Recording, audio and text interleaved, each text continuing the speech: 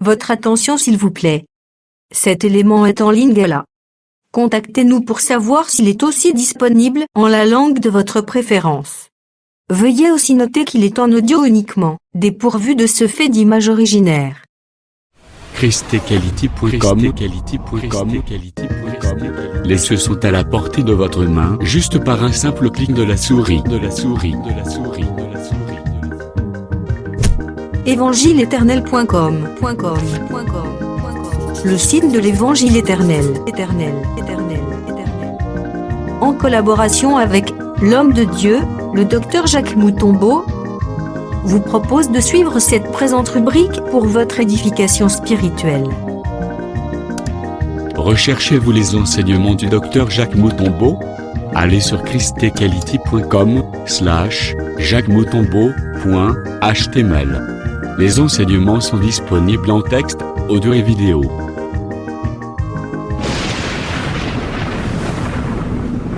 Bonne édification au nom de notre commun Seigneur et Dieu Jésus-Christ. Amen. Payer moko anima sacrifice wana. Voilà pourquoi celui qui est assis sur le trône, les quatre êtres vivants sont en katinae, c'est-à-dire c'est lui le véritable chérubin. Azana aspect ya mutu, azape na aspect ya nyama. Azana aspect ya lion, qui est l'animal bête féroce. Azana aspect ya aigle, ou ezali oiseau de proie. C'est-à-dire lion, aliaka musuni amela makila. Aigle, aliaka pe musuni amela pe makila. Tandis que lion, aliaka mutu, aigle, aliaka pe nyama.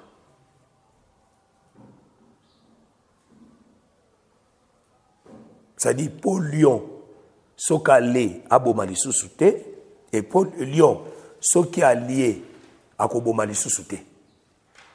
Alors, comme faible, parce que la nourriture, elle est mise à radio. Même dans la nature comme ça. Lion, ce qui a lié Moussouni naïe, et Sili. Ce qui a lié Kabul, on s'en est l'autre. Ce qui a lié. À moins que ça la lion à Kindoki, hein? Lion à Kindoki, allié à la nuit, ce soit lié. Mais lion normal, ce qu'a lié, Moussounina Tondi, à tous les canons, ça le l'autre. Mais tigre, hein? Tigre, ce qu'a lié à Ton, à Bomi, au l'équipe, ce soit la nuit à Léo, attaqué au Lissous.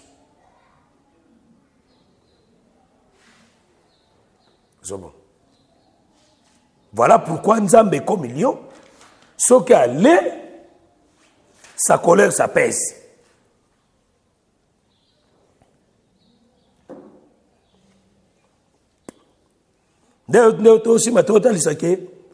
Jésus comme moi Nangombe, c'est le sacrifice. Jésus-Christ est comme l'homme, c'est le serviteur. Oya koya couper sa moïnae pour les autres. Voilà Nzambe Moko a mis na position ya lion na aigle. Et puis Nzambe Moko a mis na position ya mutu na nyama. Voilà pourquoi Jésus tangoyaki sur la terre, azalaki mutu, azalaki pe nyama. Tant que nyama, nous voyons les sacrifices. Tant que nous voyons les serviteurs. C'est-à-dire, serviteur oyo akolekana na sacrifice. Voilà. Serviteur oyo akondima ko souffrir. Akondima l'œuvre de la croix. L'épée ya chérubin est frappée. Parce qu'en réalité, les chérubins cherchaient les sangs.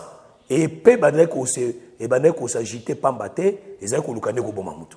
Pour le chemin à arbre de vie salanini et fouama. Voilà pourquoi tant Jésus a couché sur la croix, le voile, il y a temple les a déchirés. Tant que le voile les a déchirés, automatiquement les chérubins va disparaître. Les chérubins bazali na voile. Bali moins. C'est par le sang de Jésus. Neuf moli chemin.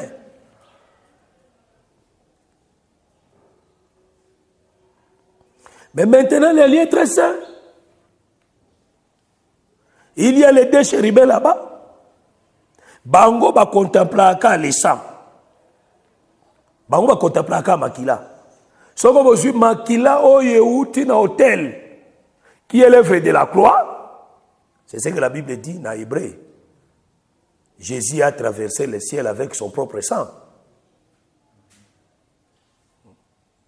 Non avec le sang des taureaux et des boucs, mais avec son propre sang. Il a traversé avec ça.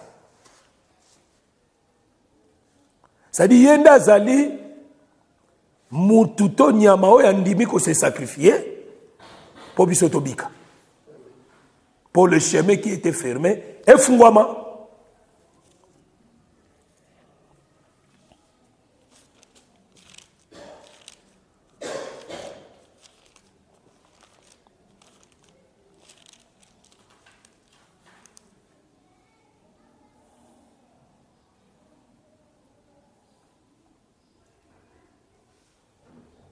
Aujourd'hui, Hébreu 9, 11 à 12. Mais Christ est venu comme souverain sacrificateur des biens à venir. Il a traversé le tabernacle plus grand et plus parfait, qui n'est pas construit des mains d'hommes, c'est-à-dire qui n'est pas de cette création. Il est entré une fois pour toutes dans les lieux très saints, non avec le sang des boucs et des veaux, mais avec son propre sang, et a obtenu une rédemption éternelle. C'est ça. Makila wanande et zoyana propitiatoire, c'est-à-dire dans le trône. Les deux chérubins, parce que Dieu descend au milieu des deux chérubins. C'est là où maintenant il contemple. C'est-à-dire les deux chérubins parlent de Dieu lui-même. Ou azali ko contempler le sang. Azo linga makila wana. C'est-à-dire makila nande zali ko apaiser sa colère. C'est l'intercession qui se fait dans le ciel. Depuis Jésus a koufa, ti lelo makila wana yango le frère Paul alobi le sang de Jésus et le bakamala mokoleka le sang d'Abel. Parce que le sang d'Abel, qu'est-ce que Dieu a dit? J'ai attendu les cris du sang de ton frère. Na yo ki mungonga makila ndeko na yo.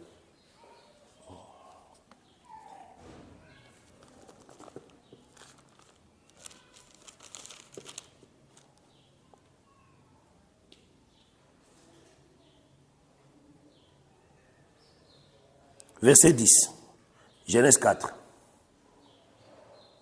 Et Dieu dit, quand tu fais la voix du sang de ton frère, crie de la terre jusqu'à moi.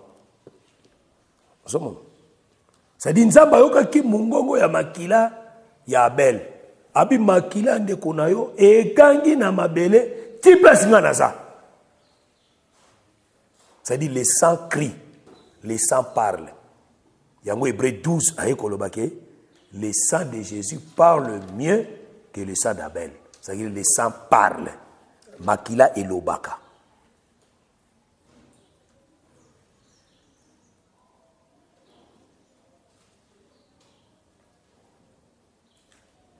Makila et lobaka. C'est que Makila wana depuis Jésus a kendaki nango ti lelo makila wana yosaka parce que makila ekaukaka te na propitiatoire ezalaka na validité ya une année ekaukaka te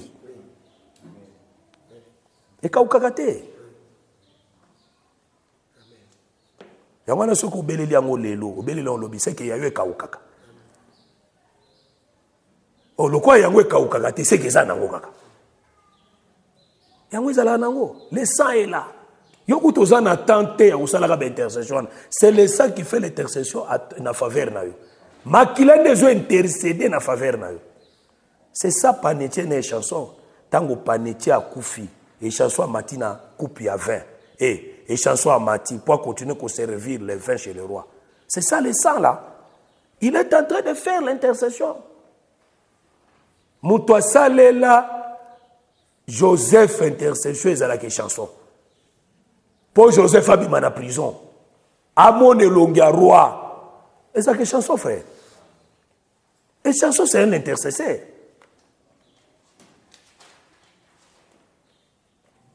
Et chanson c'est un intercesseur. C'est lui qui intercède dans notre faveur.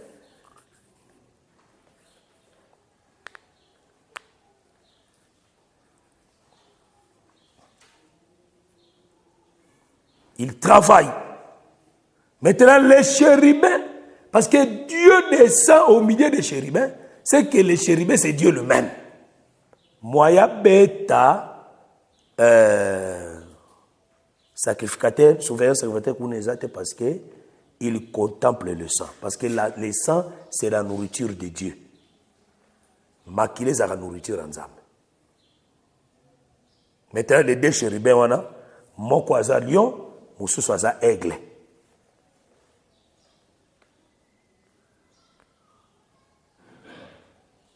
Moko aza lion, mosusu aza aigle. Bango ne baolia makila, bango ne bazo contempler makila. Bazo aimer le sang.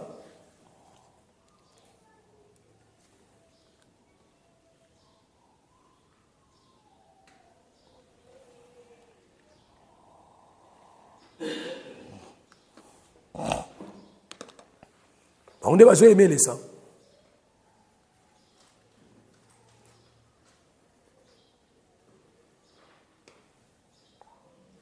Voilà pourquoi, tant que nous avons aussi les deux chérubins, moko en extrémité, moussous en extrémité, nous voyons aussi les deux prophètes, les deux messagers.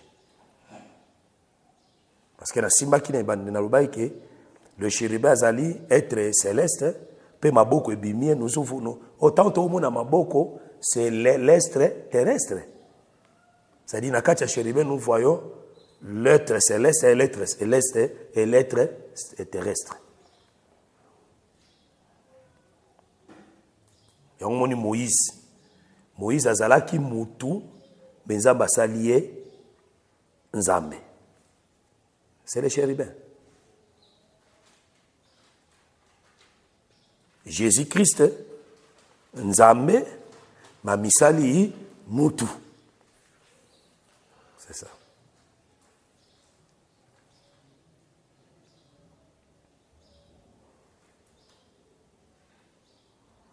Vous voyez les deux chérubins, on a. Katikati zagideni, arche. Ndoko mona yango na tombo ya Jésus. Na tombo ya Jésus, on a aussi des anges. Moko na mutu, mususu na makolo. C'est que bazaki na kati kuna na Jésus. C'est que Jésus est arche de l'alliance. Jésus qui était l'arche de l'alliance. Nanga makoto yo Moïse. Nanga makoto yo Jésus qui est les deux chérubins. C'est à la loi et au témoignage.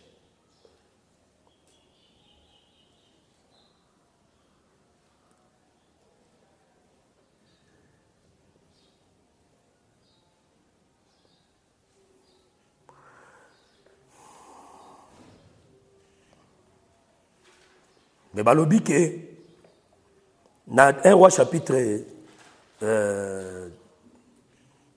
6 wana ba chérubin basala ki bango à la hauteur il y a 10 coudées. Les 10 coudées, les chiffres de la loi, c'est les chiffres d'amour, c'est les chiffres de la loi. C'est-à-dire tous les deux chérubins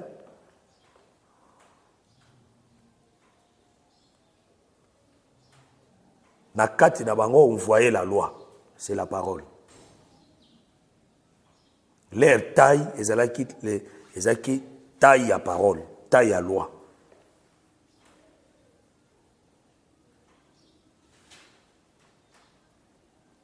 O mapapu na bango, ezalaki ya 5 coudées. 5 coudées à gauche, 5 coudées à droite.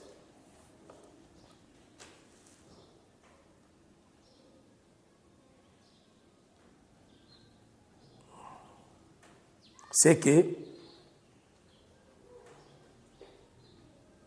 les chérubins, où ils allaient les messagers aussi, les êtres célestes, mais na kata bango bazana 2 ailes, zèle moko na gauche, zèle moko na droite, 5 coudées, 5 coudées. Oh, c'est là pour Exode 19, verset 4. Ma papou ezalaka les serviteurs, ezalaka les prophètes.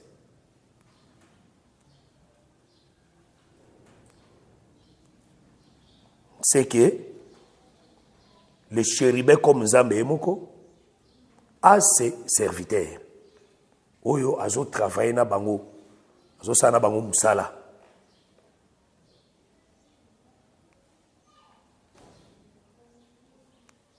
Là, nous voyons les 5 dons ministériels. Les Papua Kotoyo, c'est les 5 dons ministériels. Les Papua Kotoyo, c'est les 5 livres, c'est les 5 livres Pentateuque de Moïse. Les 5 ministères de Moïse et les 5 dons ministères de Jésus.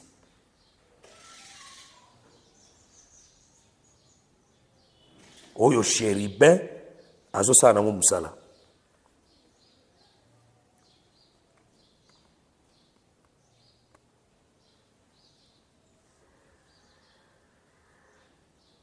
Parce qu'en réalité, les 2 ailes, il y a aigle, selon Apocalypse 19, 4, et le Bélarandé, les 2 prophètes, ils ont Moïse et Aaron. Oh, Moïse, hein? Exode. Exode 19, 4. Exode 19, 4. Zokande Moïse, ils ont les 5 livres Pentateuque.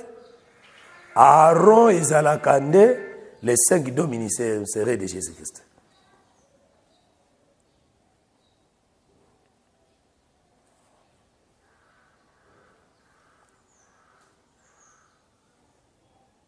Parce que Moïse alobaka na bégéema, azo bégéye, c'est Aaron qui interprète le bégéema de Moïse.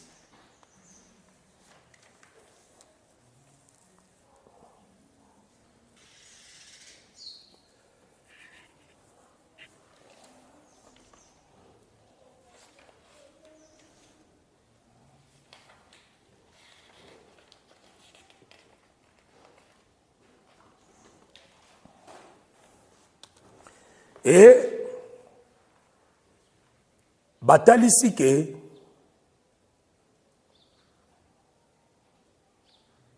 bachérubin wana basali yango na olivier sauvage. Tout d'abord, ce que bachérubin est en bois d'olivier.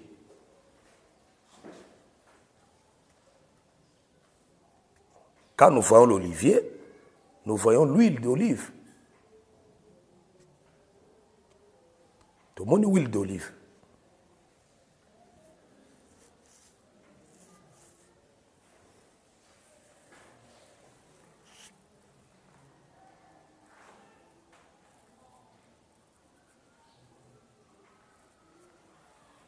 Tout le monde huile d'olive. C'est que les chérubins, ce sont des ouais. Les chérubins, ce sont des ouais. C'est que l'arche, c'est le trône, parce que l'arche d'alliance, c'est le trône.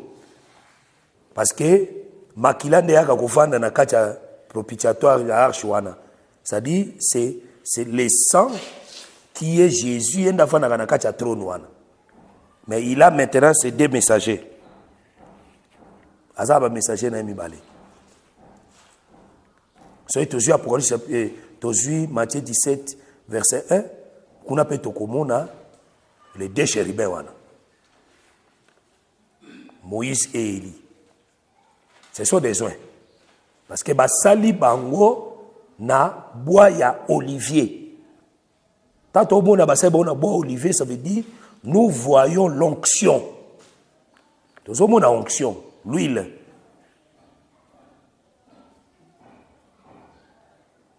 Ce sont des ouais.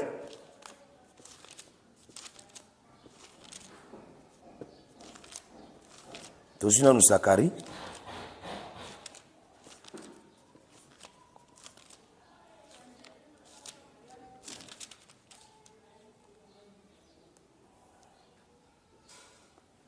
Zacharie 4.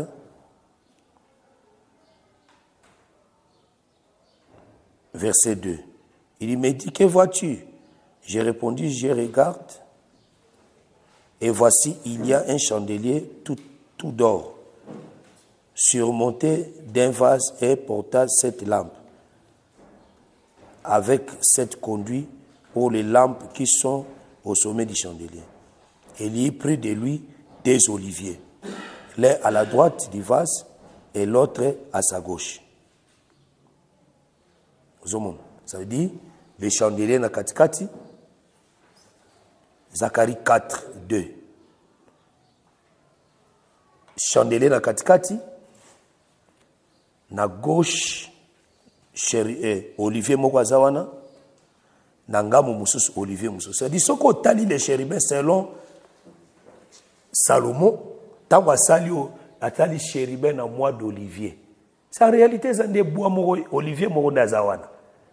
Olivier mususu ndaza koto. Mais c'est ça, non? Les 2 oliviers wana.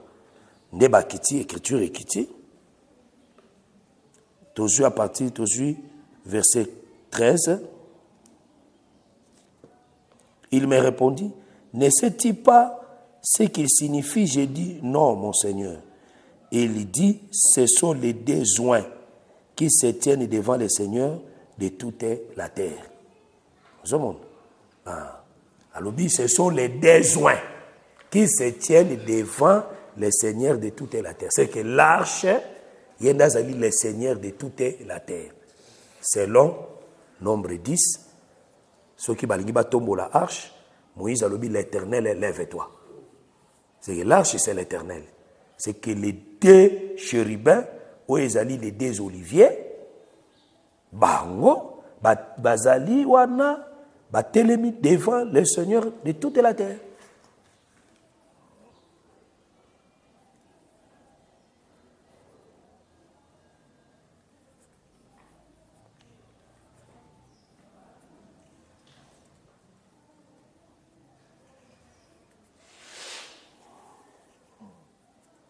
Ça veut dire, ce sont des ouais, ce sont des messagers, ce sont des ouais.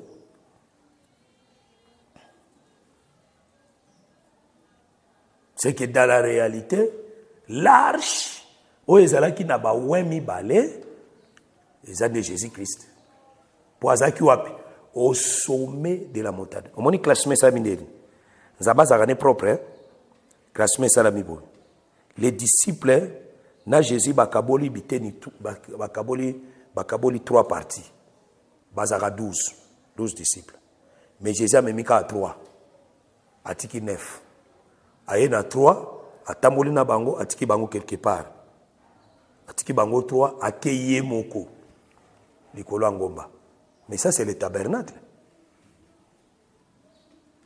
C'est le tabernacle. Parce que 9 fois atiki on les a parvis. 3 oya memi bango Pierre, Jacques, Jean, c'est les lieux saints.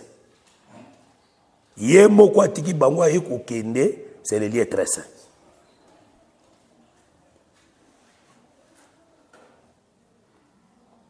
Tant qu'on mis au sommet de la montagne, qui est le lieu très saint, il faut ce qu'on ait au présent, c'est à bas, chérubin fait ça. Pour y avoir des arches. Arches, rose, à la côté, salle les chérubins. Les chérubins de bazo sala, bazo manifester la présence de l'arche. C'est quoi, au monde, le quoi, tango, assis qu'on dresse tabernacle.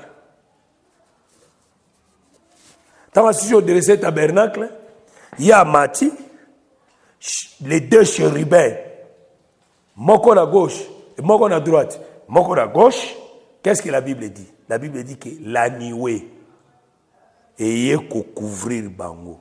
Mais c'est ça la gloire de Dieu, où ils ont quitté un très saint dans le tabernacle. Dans le temple.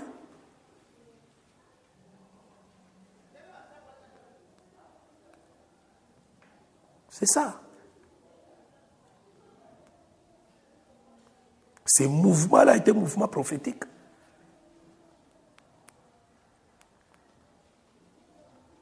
C'était le mouvement prophétique.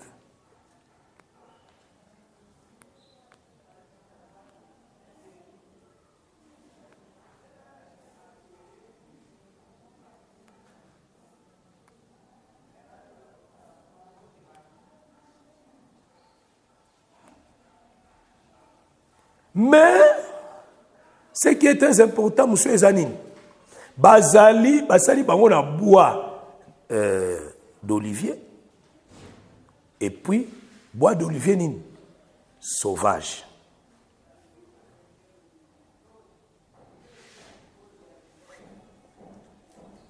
Les bois d'olivier sauvage. C'est que na kati ya temple à Salomon, l'olivier sauvage peut aiki kokota.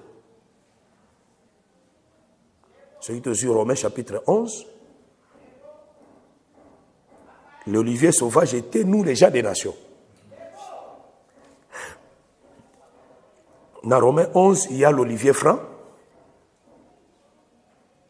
Il y a aussi l'olivier sauvage. Ce qu'on a dit, à cause de l'olivier sauvage, na mobimba nango nyonso aya kotisi yango na olivier naturel. Non, non. À cause de ba branche. Na olivier naturel franc, a olongola quelques branches. A tiango pembeni. Ake na olivier sauvage kuna, a longoli pe quelques branches. C'est katiki ba misusu kuna. Azuka ka quelques branches wana aye a ante yango na olivier franc.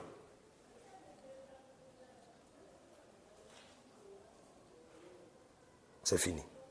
Sikoyo ba olivier sauvage, ba branche à olivier sauvage et komi ko vivre na sève ya olivier franc. Oh, l'olivier franc c'est le royaume des cieux. C'est Jésus. Israël n'est pas katakié. Il ne partit à Israël qui est d'incrédulité. Parce qu'on a eu biso olivier sauvage. Ça veut dire bato libota ya zamba. Azui bango, aeko kotisa bango na kati ya olivier naturel. Babike la sève.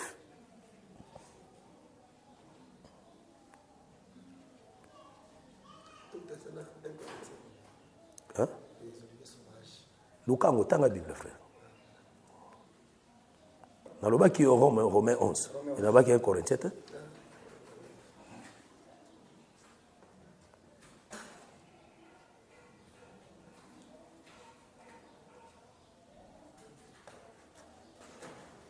Donc, l'olivier sauvage,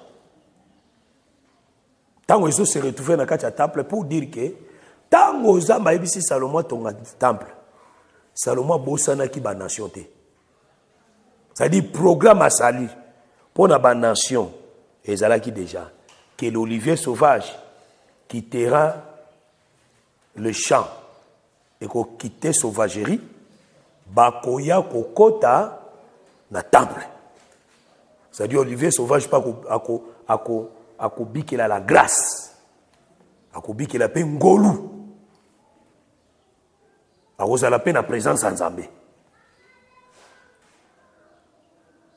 Tant que tu as l'olivier sauvage, tu as les peuples terrestres, les peuples qui vivaient dans les péchés. Les peuples qui étaient dans les désordres. Mais le Seigneur a sali bango grâce, bango au côté dans le temple. Wap na lieu très saint, kobi qu'elle a la présence de Dieu. C'est quand on a zo matsango mamuke, tant que zo mona les deux oliviers. Donc les deux chérubins basali bango na bois d'olivier sauvage. Tozotali sandenge nzambe sur la terre.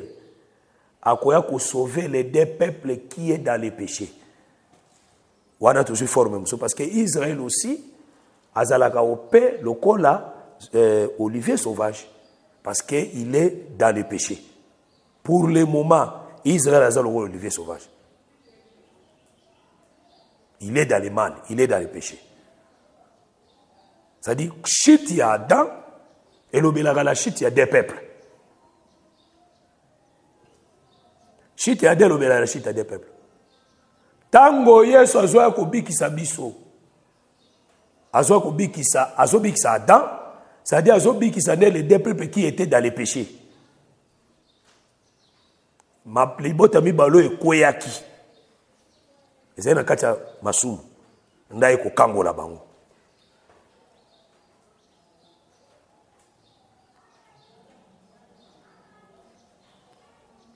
Eloko wana omona ngo na Égypte. Jacob tango akene Égypte akuti Joseph na bana na mibale. Bana mibale ya Égypte ya Joseph. Bazaki bana ya Joseph. C'est la nature céleste. Mais baboti bango na femme égyptienne. C'est la nature terrestre. C'est ça l'olivier. Ça dit le chérubin, c'est la nature céleste, mais est porté la nature terrestre qui est l'olivier sauvage.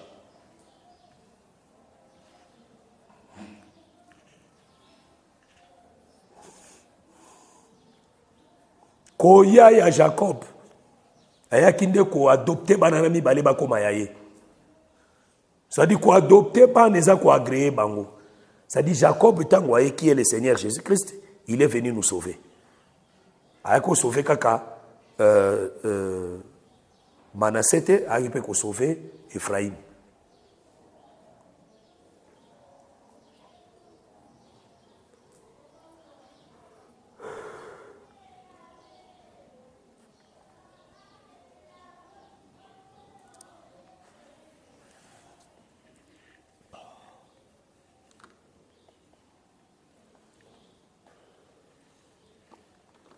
Ok, abanzi, les lots suki abo.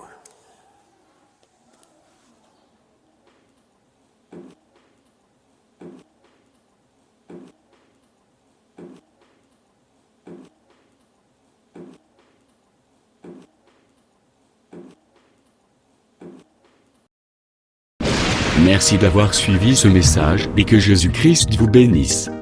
Si vous avez une question à l'intention de l'homme de Dieu, si vous voulez que l'homme de Dieu prie pour vous, si vous voulez vous confier à l'homme de Dieu, ou si vous voulez tout simplement bénir l'homme de Dieu, contactez-le directement si ses coordonnées sont disponibles depuis sa page.